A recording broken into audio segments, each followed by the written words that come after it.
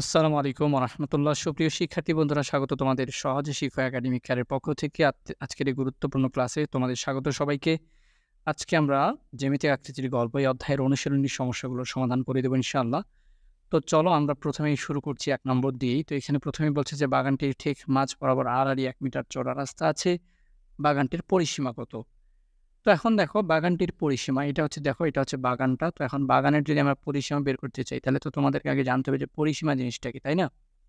পরিসীমা বলতে বোঝায় আসলে চারপাশের যে রাউন্ড আছে, এই রাউন্ডটাই হচ্ছে কি পরিসীমা। অর্থাৎ এখানে তোমরা দেখতে পাচ্ছ যে ৩০ মিটার, এই পাশেও আছে সমান ৩০ মিটার, এপাশে ৪০ মিটার ঠিক সমান এপাশে ৪০ মিটার।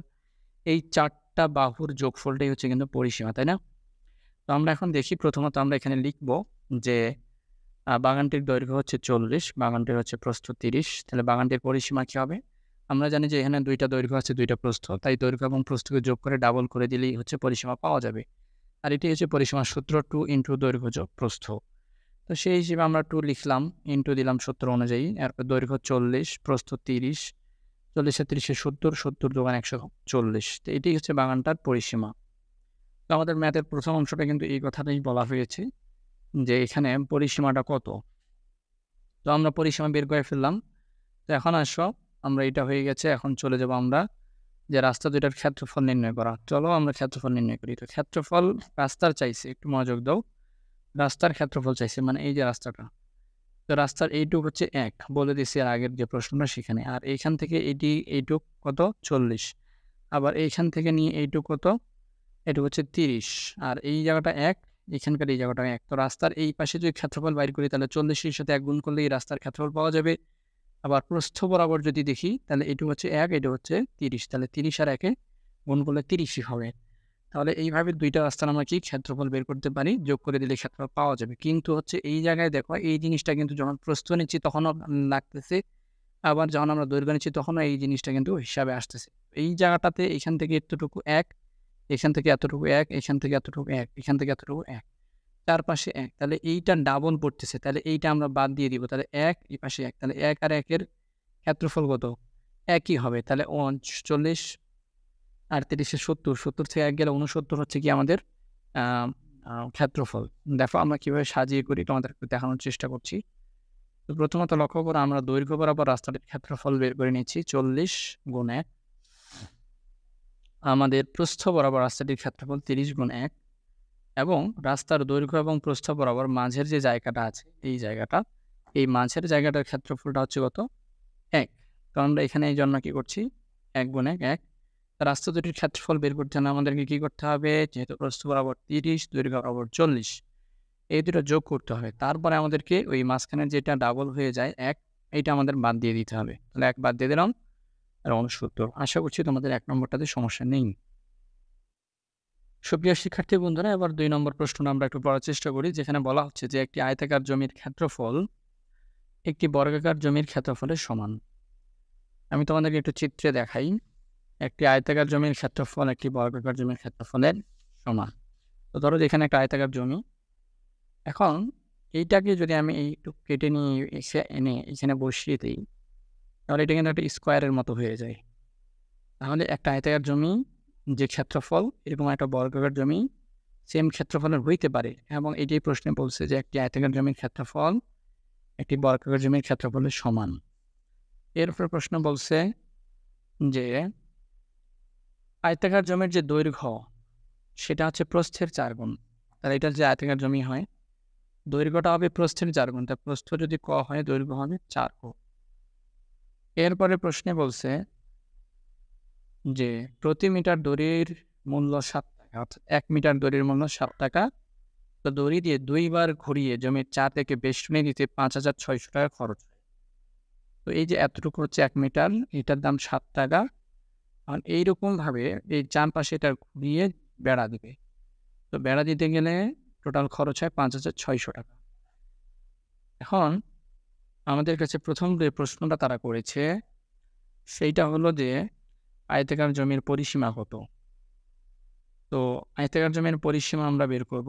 এই জন্য চলো আমরা প্রথমত কী করছি, দেখো আয়তাকার জমির পরিসীমায় আমরা একটু দেখি যে আমাদের যে আমরা করলাম প্রশ্নে যে 7 টাকায় যে বেষ্টনী দেওয়া যায় সেটা কতটুকু? 1 মিটার। 7 টাকায় বেষ্টনী দেওয়া যায় 1 মিটার। আমরা প্রশ্নে দেখেছিলাম যে 7 টাকা দিয়ে 1 মিটার দড়ির মূল্য 7 টাকা।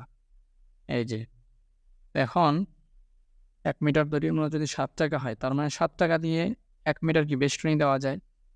তাহলে এখন 1 টাকায় কি দেওয়া যাবে? কম, তাই 1/7 এবং ৫,৬০০ টাকায় বেষ্টনী দেওয়া যাবে কি? বেশি, তাই এটা উপরে গুণ হলো। ৭ দিয়ে ৫৬কে ভাগ দিলে ৮ হয়, ২টা শূন্যকে উপরে তুলে দিলাম। তাহলে এখন ৮০০। তাহলে আমরা ৫৬০০ টাকায় ৮০০ মিটার বেড়া দিতে পারি। কিন্তু আমাদের বইয়ে বলে দিয়েছে যে ৫৬০০ টাকা খরচ হয় কি? ২ বার ঘুরিয়ে বেষ্টনী দিতে। তাহলে আমরা যদি বলি এভাবে যে ২ বার ঘুরিয়ে জমির পরিসীমা ৮০০, কারণ আমাদের যে আয়তাকারটা ছিল এটাকে ২ বার যদি আমরা ঘুরিয়ে বেড়া দিই তাহলে যায় কি ৮০০ মিটার হয়। তখন একবার ঘুরিয়ে তাহলে কত? ২ দিয়ে ভাগ দিতে হবে ৪০০। তাহলে একবার ঘোরালে ৪০০ মিটার হয়। তাহলে এই ৪০০ মিটারটাই তো কি? আয়তক্ষেত্রের পরিসীমা। আয়তাকার জমিটার পরিসীমা তাহলে ৪০০ মিটার। তো আমাদের পরিসীমা অলরেডি বের হয়ে গেল। আমরা এবার পরের প্রশ্নটাতে চলে যাই। আমরা যদি আমাদের পরের প্রশ্নটা একটু পড়ি, যেখানে বলা হচ্ছে যে বর্গাকার জমিতে প্রতি ৪ বর্গমিটার জায়গায় ১টি করে পেঁপের চারা রোপণ করলে কতটি চারা লাগবে? হ্যাঁ, প্রতি বর্গমিটার জমিতে ৪ মিটার অর্থাৎ প্রতি ৪ বর্গমিটারে ১টি করে পেঁপের গাছ আমরা লাগাবো, কতটি লাগবে? একটু প্র্যাকটিক্যালি চিন্তা করো। এটা তোমার আয়তক্ষেত্রটা, এইটুকু হচ্ছে এই পাশে, এটুকু ৪ বর্গমিটার। কেন? এখানেও ৪, এখানেও ৪, এখানেও ৪, এখানেও ৪। এরকম প্রত্যেক ৪ বর্গমিটারে ১টি করে গাছের চারা রোপণ যদি করি তাহলে ঠিক কতগুলো গাছের চারা লাগবে? এখন চিন্তা করো, পুরাটার যে ক্ষেত্রফল সেটা যদি বাইরে না করি তাহলে তো আমি সংখ্যা বের করতে পারবো না। আগে পুরাটার ক্ষেত্রফল বের করতে হবে। তখন যদি আমি এটাকে ৪ দিয়ে ভাগ দিই তাহলে বুঝতে পারবে কতগুলো গাছের চারা লাগবে। এই জন্য প্রিয় শিক্ষার্থীরা, এইটার ক্ষেত্রফল জানতে হলে আমাদের যে আয়তক্ষেত্রের ক্ষেত্রফল জানতে হবে, কারণ এইটার ক্ষেত্রফলটা আয়তক্ষেত্রের ক্ষেত্রফলের সমান। আবার আয়তক্ষেত্রের ক্ষেত্রফল জানতে হলে আমাদেরকে দৈর্ঘ্য আর প্রস্থ জানা লাগবে। এখন আয়তক্ষেত্রের দৈর্ঘ্যটা বলছে প্রস্থের ৪ গুণ, তাহলে এটা যদি ক হয় এটা তাহলে কত? ৪। তাহলে এখন ক আর ৪ ক যদি আমরা কি পেয়ে যাই তাহলে আমরা আয়তক্ষেত্রটা পরিসীমা বের করতে পারবো না? 2 ইন্টু দৈর্ঘ্য যোগ প্রস্থ, 2 ক যোগ ক। আমি কিন্তু সুন্দরভাবে করে রাখছি, তোমাদেরকে আমি জাস্ট বুঝিয়ে নিচ্ছি। তাহলে এটা হচ্ছে আয়তক্ষেত্রটার পরিসীমা। তো এটা সমান সমান আমরা কি বলতে পারি? ৪০০ বলতে পারি, কারণ এটাও পরিসীমা। 2 ইন্টু 2 ক যোগ ক, আবার ৪০০ পরিসীমা। তাহলে সেই হিসেবে আমরা এখানে এখন কি করব? প্রথমত লিখবো যে আয়তক্ষেত্রটির প্রস্থ হচ্ছে ক, আয়তক্ষেত্রটির যে জমির দৈর্ঘ্য সেটা হচ্ছে ৪ ক, ৪ গুণ বলেছে, পরিসীমা তাহলে হবে 2 ইন্টু দৈর্ঘ্য যোগ প্রস্থ। দৈর্ঘ্যের জায়গায় ৪ ক, প্রস্থর জায়গায় ক, 4 ক আর কতে হয় ৫ ক, ৫ ক আর ২ গুণ করলে ১০ ক। এখন আমরা দেখছি যে জমির পরিসীমাটা ৪০০ আমরা ক থেকে পাইছি। এখন তাহলে প্রশ্নতে আমরা বলতে পারি যে ১০ ক ইকুয়াল ৪০০। কারণ ১০ কটাও জমির পরিসীমা, এটাও জমির পরিসীমা। তাইলে ১০ ক ইকুয়াল ৪০০, এগুলোকে আবার স্কোয়ার মনে করি না, এগুলো আমি ঠিক দিচ্ছি। তাহলে ক থাকলো এখানে, ১০টা এখানে যা ভাগ হবে, ১০ দিয়ে ৪০০কে ভাগ দিলে ৪০। তাহলে ক এর মান পেয়ে গেছি। তো ক এর মান কি জিনিস আমার? ক আমি কাকে ধরছিলাম? প্রস্থকে। তাহলে দৈর্ঘ্যটা কি হবে? ৪ গুণ ৪০, ৪ ৪ ১৬, ১৬০। তাহলে দেখো দৈর্ঘ্যটাও তাহলে তুমি ১৬০ পেয়ে গেলে। তাহলে এটাই হচ্ছে আমাদের এখানকার প্রথম অংশটা। এখন আমরা দৈর্ঘ্য প্রস্থ পেয়ে ফেলছি, তার আয়তাকার জমিটির ক্ষেত্রফল বের করাটা সহজ। ১৬০ আর ৪০ গুণ দিলেই ৬,৪০০টি আয়তাকার জমির ক্ষেত্রফল। এখন প্রশ্ন মতে আয়তাকার জমির যে ক্ষেত্রফল, এই ক্ষেত্রফলটা বর্গাকার জমির ক্ষেত্রফলের সমান, যেটা আমাদের প্রশ্নে বলা ছিল যে একটি আয়তাকার ক্ষেত্রের জমির ক্ষেত্রফল বর্গাকার ক্ষেত্রের ক্ষেত্রফলের সমান। এই যে আমরা তাহলে সেই হিসেবে বলতে পারি যে যেমন বর্গাকার জমির ক্ষেত্রফল এটাই। এখন ৪ বর্গমিটারে লাগানো যায় একটা, জমিটাতে এত বর্গমিটার, তাহলে এত বর্গমিটারে লাগানো যাবে বেশি। তাহলে ১ গুণ ৬,৪০০, ৪ দিয়ে ৬৪কে ভাগ দিলে ১৬ হয়, ০ দুটো উঠিয়ে দিলাম উপরে, ১৬০০। ৪ দিয়ে এটিকে ভাগ করলে ১৬০০, তার মানে ১৬০০টি গাছের চারা লাগবে। তো প্রিয় শিক্ষার্থীরা, তোমরা বুঝতে পেরেছো কিনা অবশ্যই কমেন্টের মাধ্যমে জানাবে। যদি তোমরা বুঝতে না পারো আমরা আরও ভালোভাবে ক্লাস উপহার দেওয়ার চেষ্টা করবো, সেই জন্য তোমাদেরকে অবশ্যই আমাদেরকে জানাতে হবে কমেন্টের মাধ্যমে। এবং যদি ভিডিওটি ভালো লাগে অবশ্যই শেয়ার করবে এবং বন্ধুদের মাধ্যমে এটা আরও অনেকের কাছে ছড়িয়ে যাবে, সকলে উপকৃত হবে, এটি আমাদের প্রত্যাশা।